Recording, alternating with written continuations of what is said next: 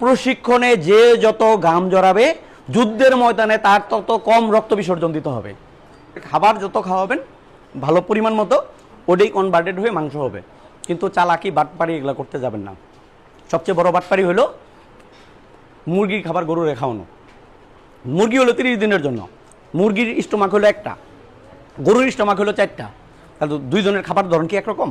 একটা গরু তো 10 বছরও পালবেন আপনি, মুরগি কি 30 দিন 40 দিনের উপরে রাখলে তো রাখাই যায়, কিন্তু তো লস হবে।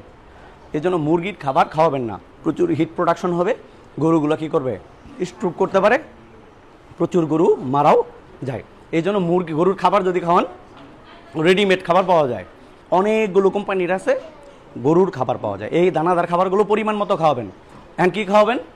এক পাশে দানাদার খাবার 2 কেজি খাওয়াবেন, তাহলে এই 2 কেজি দানাদার খাবার দিয়ে রাখবেন সামনে। পানি টানি দিবেন না, পানির মধ্যে মিক্স করবেন না। উল্টা নিয়মে চলতে আমরা বেশি অভ্যস্ত। খাবার হবে কিসের মধ্যে?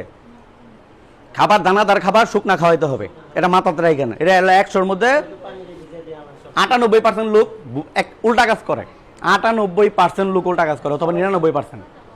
এটা ভিজায় খাওয়ানোর জন্য হলে পাউডার বানাইতো, দানাদার বানাইছে মানে মুরগি যেভাবে চাবায় চাবায় খায়, গরু সেভাবে কি করবে, চাবায় চাবায় খাবে। এক পাশে পানি দেওয়া থাকবে, 18 ঘন্টায় সামনে ফ্রেশ পানি রাখবেন।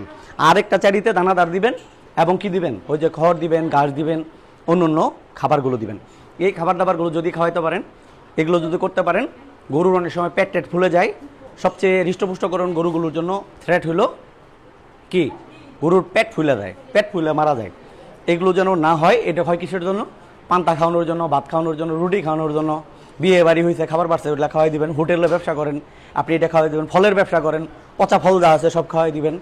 আবার মিষ্টির ব্যবসা করেন, শিরা বাড়ছে, ওইটা শিরাটাও খাওয়াই দিবেন। এগুলো কাজগুলো করা যাবে না। বহু লোক করছে, বহু লোকের মারা গেছে। কারণ আমার কাছে প্রচুর পরিমাণ সারা বাংলাদেশ থেকে প্রচুর পরিমাণ, মানে বলার বাইরে এই ভিডিওগুলো আসতে থাকে। সবাই মনে করে স্যারের অনু বললে মনে হয় এটা সমাধান হবে, প্রচুর পরিমাণ। আর আমার পেজের মধ্যেও প্রচুর পরিমাণ পাবেন। আমি এগুলা খেয়াল করি, মানুষকে সচেতন করি।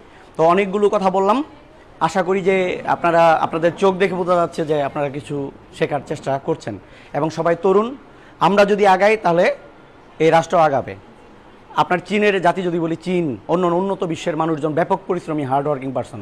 আমাদের দেশের লোকজন হলো, আমি এই দেশের মানুষ আজাইরের লোকজন। আজাইরের লোকজন কীরকম? প্রত্যেক বাজারে দেখবেন 10টা 15টা 20টা করে টেলিভিশন আছে, আর টেলিভিশনের নিচে দেখবেন বুড়া থোড়া একদম যত মানুষ আছে সবগুলো নাটক, যাত্রা, এই সমস্ত শয়তানি কাজকর্মে লিপ্ত। জুমার নামাজ পড়তেছে, আর আজান দিলেও একটু নমস্কার করে আসতেছে, আর বাকি সময় অশ্লীল কাজের সাথে জড়িত থাকতেছে। কোনো স্কিল নাই তার সারা জীবনে, গাধার মতো। 40 জন, আল্লাহ ক্ষমা করুক আমাকে, আমি ওইভাবে বলতেছি না। 40 জন লোক নিয়ে আমি 2 ঘন্টা ক্লাস করামো, 4 জন লোক ওনা খারায় আমার কথার 2টা কথার উত্তর দিব। অভ্যাসে ব্রেনকে যারা কাজে লাগায়, মানুষ ধনী দরিদ্র কোনো ব্যাপার না, মানুষ দরিদ্র হয়ে জন্ম নেওয়া কোনো অপরাধ না, দরিদ্র থাকা অপরাধ।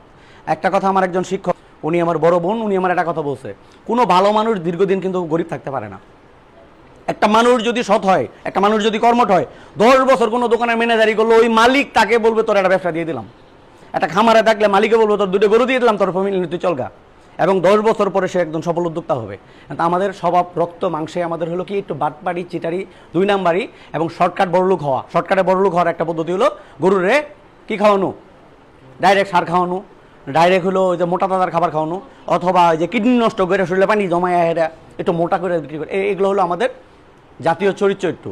তো আমাদের এই জায়গা থেকে বের হয়ে যখন আমরা খুব হার্ডওয়ার্কিং হব, জাপানিজদের মতো, চাইনিজদের মতো, ইউরোপিয়ানদের মতো, উন্নত বিশ্বের মতো, ইরানিয়ানদের মতো, তখন কি হবে? আবার ইরান কি করতেছে? যুদ্ধও করতেছে, নিজের অস্ত্র নিজে বানাইতেছে। তার মানে কি, তারা পরিশ্রমী জাতি। অন্যদের সাথে চ্যালেঞ্জে যেতে গেলে কি লাগবে? নিজের যোগ্যতা লাগবে। তো আপনারা যারা তরুণ আছেন, আপনাদের উপর নির্ভর করবে রাষ্ট্র। আপনারাও যদি ফ্রি ফায়ার, টিকটক, আপনার মোবাইল বানাই দিছে কারা? চাইনিজরা।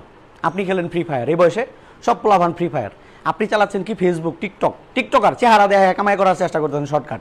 আবার আপনার যে বাচ্চা, ওদের হাতে যে খেলনাটা, এটা কি বানাই দিছে? চাইনিজরা। আপনার যে গেম খেলার জিনিস, ওটা বানাই দিছে কারা? চাইনিজরা। আবার আমার যারা দেশ চালায় তাদেরকে নিয়ন্ত্রণ কারা করায়? চাইনিজ।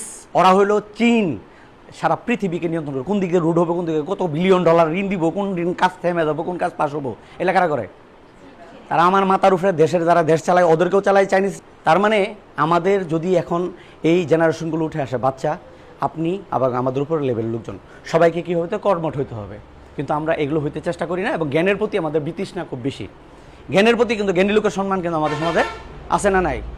খুব বেশি একটা নাই। ট্রেনিং করাইতে গেলে বলবো স্যার এত কথা বলেন না, আমার বাড়ির কাম আছে, গরুর খাবার দিতে হবে, গোসল করাইতে হবে। অথচ এটা যে সবচেয়ে দামি, প্রশিক্ষণ হলো সবচেয়ে দামি। আগে যদি বড় যদি হতে চান তাহলে তো কী হইতে হবে? ছোট হইতে হবে। গরুর পিছনে কাজ করতে চাইলে আগে প্রশিক্ষণ নিতে হবে। প্রশিক্ষণের পিছনে যে যত সময় ব্যয় করবে, সেনাবাহিনীর মানে ক্যান্টনমেন্টের খুব সুন্দর করে একটা ঘরের পুরা ছাদ জুড়ে এক জায়গায় একটা লেখা দেখছি, প্রশিক্ষণে যে যত ঘাম জড়াবে যুদ্ধের ময়দানে তার তত কম রক্ত বিসর্জন দিতে হবে। প্রশিক্ষিত সৈনিক যদি থাকে তাহলে যুদ্ধ ভালো হবে, মৃত্যুর হার কম হবে। আর যদি হয়ে থাকে কি প্রশিক্ষণ ছাড়া আমগর মতো লোকজন অস্ত্র ধরাই দিলে কাম হবে? হবে? প্রশিক্ষিত 10 জনের সাথে আমাদের মতো 1000 জন পারবে? আমরা তো অস্ত্রই চালাইতে জানি না। এই জন্য আমার কথা, আগে প্রশিক্ষণ, আগে প্রশিক্ষণ, নো ট্রেনিং নো ফার্মিং। আমার কথার সাথে কি আপনারা একমত? নাকি আপনারা না জানা শুনে বিনিয়োগ করে বসে থাকবেন এক জায়গায়? সুতরাং একটাই slogan, no training no farming. তো সবার প্রতি শুভকামনা রইল। কোনো প্রশ্ন থাকলে বলতে পারেন।